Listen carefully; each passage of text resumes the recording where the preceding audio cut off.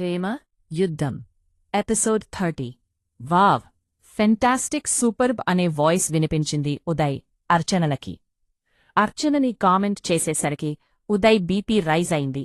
ఆ వాయిస్ వినిపించింది ఉదయ్ దాప్పొగ్గా పిడికిలి బిగించి చూశాడు.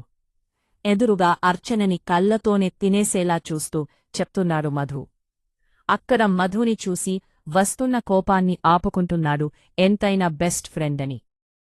ఉదయ్ కోపంగా నువ్వెంట్రా ఇక్కడా అని సీరియస్గా అడుగుతాడు. మధు అర్చన దగ్గరికి వచ్చి అర్చూ నువ్వు ఎంత బాగున్నావో తెలుసా, ముద్దు వస్తున్నావు అంటూ బుగ్గలు లాగి మరీ చెప్తాడు. అయిపోయాడు పో అంటే మధు అలా చెయ్యగానే అప్పటివరకు కంట్రోల్ చేసుకున్న కోపాన్ని ఇక్క కంట్రోల్ చెయ్యలేక మధుని కాలర్ పట్టుకొని లాగి కడుపులో ఒక పంచిస్తాడు. అమ్మా అంటూ మధు అరుస్తూ రేయ్ బావా ఇప్పుడు నేను ఏం చేశానురా ఇలా కొట్టావు అని అడుగుతాడు పొట్టమీద చెయ్య పెట్టుకొని. నువ్వు కాబట్టి ఒక్క పంచిచి వదిలేసా. ఇంకో ఖరు అర్చన గురించి అలా మాట్లాడితే చచ్చి చాలాసేపు అయ్యుండేది. అయినా అర్చు ఏంట్రా అర్చన తన పేరు అలాగే పిలువు. తనతో పిచ్చి పిచ్చి వేషాలు వేశావనుకో ఇంకోసారి ఇలా స్మూత్గా చెప్పను అంటాడు ఉదయ్. సార్ అని ఏడుస్తూ. వీడు ఈ ఇడియట్ నా బుగ్గలు పట్టుకుని లాగాడు, ఇంకోసారి కొట్టండి వీడిని అంటుంది అర్చన. అమ్మ తల్లి నీకు 1000 సార్లు సారీ చెప్తాను అమ్మా, వాడిని కొట్టమని మాత్రం చెప్పకో. ఒక్క దెబ్బకే కడుపులో పేగులో మడత పడ్డాయి అన్నట్టు ఉంది పరిస్థితి. హాస్పిటల్కెళ్ళి స్కాన్ చెయ్యించుకోవాలి అని బాధపడుతూ చెప్పి రేయ్ బావా ఒక ఇంపార్టెంట్ విషయం మాట్లాడాలిరా నీతో అంటాడు. ఏంటి అంత ఇంపార్టెంట్ విషయం? ముందు అర్చన కోసం షాపింగ్ చేస్తున్నా, అది అయ్యిపోయాక చెప్పు అని డ్రెస్సెస్ సెలెక్ట్ చేస్తుంటాడు. అర్చన సైలెంట్గా ఉదయ్ వెనకాల నడుస్తుంది. ఆమ్మో కంప్లిమెంట్ ఇస్తేనే ఇలా చేశాడు అంటే ఇక అసలు విషయం చెప్తే మా ఇంటికి నా శవాన్ని పార్సెల్ చేస్తాడు వీడు, ఇది మాత్రం గ్యారంటీ. చెప్పకపోతే అక్కడ మా నాన్న చంపేస్తాడు. ముందు నుయ్యి వెనక గొయ్యిలాగా ఉంది పరిస్థితి. కాని అర్చనని చూస్తుంటే ఇంత అందమైన అమ్మాయి నా భార్య అయితే ఎంత బాగుంటుంది. తన కోసం అయినా ధైర్యంగా ఉదయ్కి విషయం చెప్పాలి అని ఫిక్స్ అయ్యాడు మధు. మధు అర్చన పక్కన నడుస్తూ ఉన్నాడు. వెన్ననే అర్చన ఉదయ్ పక్కకి వెళ్ళి ఉదయ్ చేతిని గట్టిగా పట్టుకుంటుంది. ఎందుకు భయపడుతున్నావు, నేను ఉన్నాను కదా అని తన వైపు చూడకుండానే చెప్తాడు ఉదయ్. సార్ మీరు నన్ను చూడకుండానే నేను ఒక్కరే ఏర్పడుతున్నాను అని ఎలా చెప్పారో అంటుంది అర్చన. మీ గురించి నాకు కాకుండా ఇంకెవ్వరికీ తెలుసు అని కొన్ని డ్రెస్సెస్ తీసుకొని పద అని అర్చనని తీసుకొని బిల్ కౌంటర్ దగ్గరికి వెళ్తారు. మధుకి వీళ్ళ ఇద్దరిని చూసి పిచ్చి ఎక్కుతుంది. అప్పుడు వీడు అర్చన గురించి చెప్తే లవ్ చేస్తున్నావా అంటే లేదు అన్నాడు. మరి ఇప్పుడు వీళ్ళని ఎలా చూస్తే ఎవ్వరైనా లవర్స్ అనే అనుకుంటారు. పైగా అర్చన గురించి వీడికి బాగా తెలుసు. ఏంటో నా జీవితం, నాకు కాబోయే భార్య నా చెయ్యి పట్టుకోవాల్సింది పోయి వాడి చెయ్యి పట్టుకుంది అని చేత్తో తలకొట్టుకొని వాళ్ళ వెనకాలే వెళ్లాడు. బ్యాగ్స్ అన్నీ ఉదయ్ అర్చనని తీసుకొని బిల్ పే చేసి బ్యాగ్స్ అన్నీ కార్లో పెట్టి ఇప్పుడు చెప్పరా ఏంటి ఏదో చెప్పాలి అన్నావు అని అడుగుతాడు. బావాది ఏదైనా రెస్టారెంట్లో కాఫీ తాగుతూ మాట్లాడుకుందామారా అంటాడు మధు. సరే అని ముగ్గురు పక్కనే ఉన్న రెస్టారెంట్కి వెళ్ళి కూర్చుంటారు. మధు ముగ్గురికి కాఫీ ఆర్డర్ ఇస్తుంటే వద్దు అని Uday 2 coffee 1 ice cream order ఇస్తాడు. ఐస్ క్రీం ఎవ్వరికీ బావంటాడు మధు. అర్చనకి అని నువ్వు చెప్పు ఏంటి విషయం. బావాది అర్చన ఎవ్వరూ కాదురా, మా అత్తయ్య కూతురు, నాకు మరదలు అవుతుంది. మా నాన్న నాకు పెళ్లి సంబంధం చూశారు అని చెప్పాను కదరా, తను ఎవ్వరో కాదు అర్చన నేరా అని చెప్తాడు మధు. ఉదయ్ కోపంగా పైకి లేచి మధు కాలర్ పట్టుకొని ఏంట్రా ఏమన్నావో, తను నీ మరదలా, పెళ్లి చేసుకుంటావా, ఎంత ధైర్యం రానీకో అని మధుని కొట్టబోతుంటే ఎంతలో బేరర్ కాఫీ ఐస్ క్రీం తీసుకుని వస్తాడు. ఉదయ్ మధు కాలర్ వదిలి కూర్చుంటాడు. అప్పటికే మధు చెప్పింది విని అర్చన కళ్ళల్లో నీళ్లు వచ్చేశాయి. ఏడుస్తూ ఉదయ్ వైపు చూసింది. ఆ చూపుకి అర్థమేంటో తెలిసింది ఉదయ్కి. తనకి కూడా బాధేస్తుంది. అర్చన చెయ్యి పట్టుకొని, భయపడకు, నువ్వు ఐస్ క్రీం తిను, నేను ఇప్పుడే వస్తాను అని అర్చన కన్నీళ్లు చేత్తో తుడిచి మధు చేతిని పట్టుకుని ఫోర్స్గా పక్కకి లాకెళ్లాడు.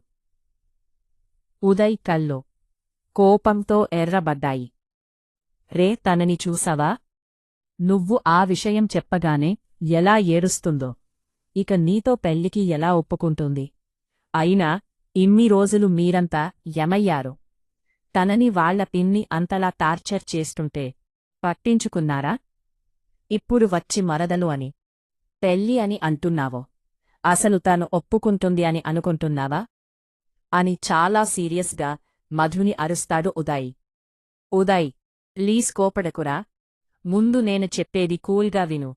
నువ్వు అడిగింది కరెక్ట్ ఏరా. తనని ఇన్ని రోజులు మేము పట్టించుకోలేదు అంటే కారణం వాళ్ల పిన్ని మా అత్తయ్య చనిపోయాక మా నాన్న, అమ్మ అర్చన కోసం ఆ ఇంటికి వెళ్లారు. అర్చనని మా ఇంటికి తీసుకురావడానికి. కాని ఆ ఉమా ఒప్పుకోలేదు. ఆవిడకు పనిమనిషిల్లా ఉండే అర్చనని పంపించకూడదు అని నాన్న వాళ్లతో గొడవ పెట్టుకుని. ఆవిడ అన్ని మాటలు అంటున్నా మా మావయ్య సైలెంట్గా ఉన్నాడు. ఆవిడని ఒక్క మాట కూడా అనలేదు. పైగా ఆవిడ మా అమ్మి బయటకు తోసేసింది. అప్పటినుండి ఆ కుటుంబంకి మాకు మాటలు లేవు. మొన్న అర్చన ఇంట్లో నుండి బయటకు వచ్చిన తరువాత మా మావయ్య మా ఇంటికి వచ్చి నాన్నని క్షమించమని అడిగి అర్చనని మీ ఇంటి కోడలని చేసుకోండి అని నాన్నని బ్రతిమిలాడారు. నాన్నకి అర్చన అంటే నాకన్నా, మా చెల్లి స్వాతి కన్నా అర్చన అంటే ఎక్కువ ప్రేమ, అందుకే ఒప్పుకున్నారు. ప్లీజ్రా, నువ్వే ఎలాగైనా తన్ని ఒప్పించారా? నా గురించి, మా ఫ్యామిలీ గురించి నీకు బాగా తెలుసు. మా దగ్గర ఉంటే తను చాలా హ్యాపీగా ఉంటుంది. ప్లీజ్రా, తను నువ్వు చెప్తే ఖచ్చితంగా వింటుంది అని అంటాడు మధు. మధు చెప్పింది విని ఉదయ్కి తను వాళ్ల తాతయ్యతో చెప్పిన మాటలు గుర్తొస్తాయి. అవును, నేను తాతయ్యతో అన్నాను అర్చనకి మంచి సంబంధం చూసి గ్రాండ్గా పెళ్లి చేస్తాను అని. మధునే వచ్చి అర్చనని పెళ్లి చేసుకుంటాను అంటుంటే నేను ఎందుకు ఇంత కోపడుతున్నాను? పైగా వీడు నా బెస్ట్ ఫ్రెండ్. ఏంట్రా, ఏం ఆలోచిస్తున్నావు? చూడు, మీ గురించి న్యూస్లో చాలా బ్యాడ్గా చెప్పారు. నన్ను పెళ్లి చేసుకుంటే అప్పుడు అందరూ మీ గురించి మాట్లాడుకోవడం మానేస్తారు. నీకు ఏ ప్రాబ్లం ఉండదు అని అంటారు మధు. వీళ్ళు మాట్లాడేది అంతా కొంచెం దూరం నుంచి వింటూ ఉంది అర్చన. మధు వచ్చి సడెన్గా బావాని పెళ్ళి అని చెప్పేసరికి అర్చన గుండె వేగంగా కొట్టుకుంటుంది.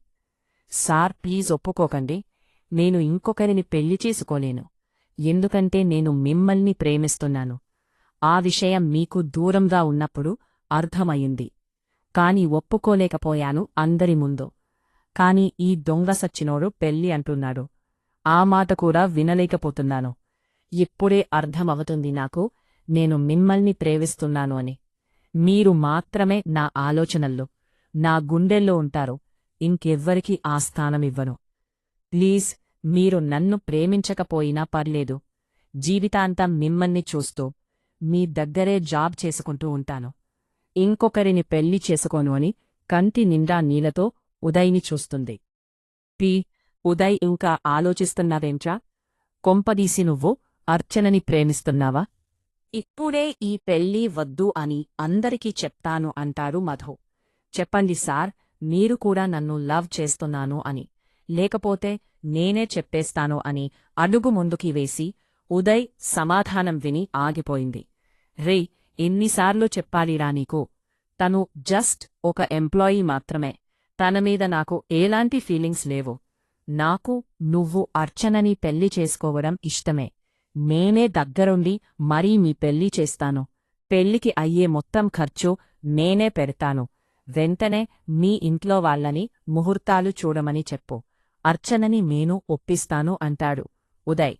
ఉదయ్ చెప్పింది విని అర్చన గుండె ఒక్కసారి ఆగి మళ్ళీ కొట్టుకుంటుంది.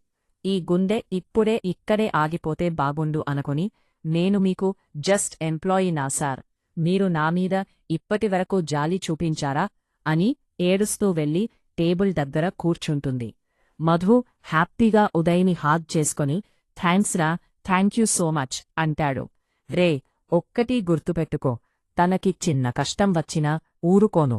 తన కళ్ళల్లో నీళ్లు చూస్తే మాత్రం చస్తావురా నా చేతిలో అని వార్నింగిస్తాడు ఉదయ్.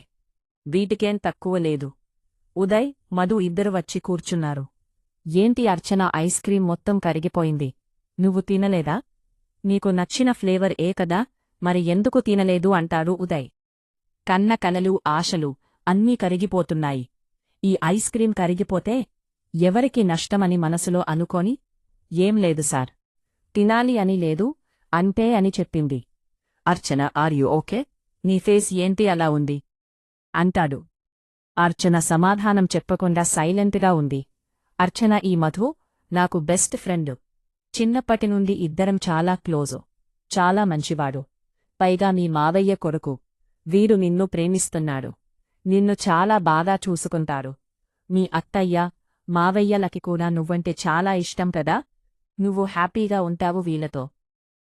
నా మాట విని ఈ పెళ్లికి ఓకే చెప్పు అంటాడు ఉదయ్. నా హ్యాపీనెస్ మీతో ఉంది. మీరు పక్కన ఉంటే నేను హ్యాపీగా ఉంటాను అని మీకు తెలిసి కూడా ఈ పెళ్లికి ఒప్పుకోమంటున్నారా? అనుకోని. మీరు చెప్తే నేను వినకుండా ఉంటానా సార్ అని చెప్తుంది. థ్యాంక్యూ అర్చన అని మధు అర్చన చేతిని పట్టుకొని చెప్తాడు. వెంటనే అర్చన చేతిని వెనక్కి తీసేసుకుంటుంది. అర్చన, పద మనం ఇంటికి వెళదాము. ఇక నుండి పెళ్లి అయ్యేవరకు నువ్వు మా ఇంట్లోనే ఉంటావు అంటాడు మధు.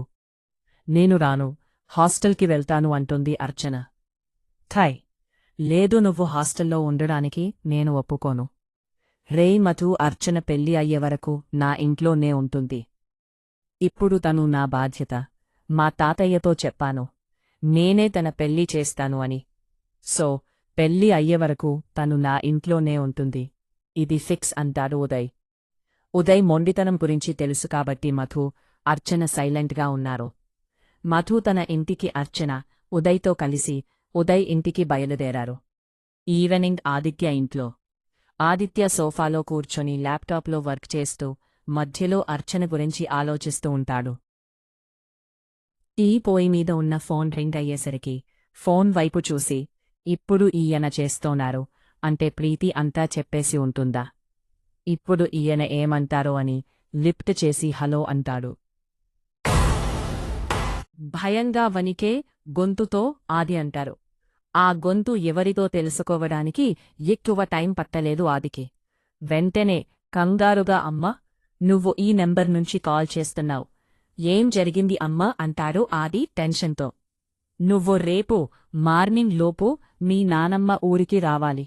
ఇన్ని సంవత్సరాలు కుంటూ సరిగ్గా నడవలేని మీ అమ్మని చూశావు.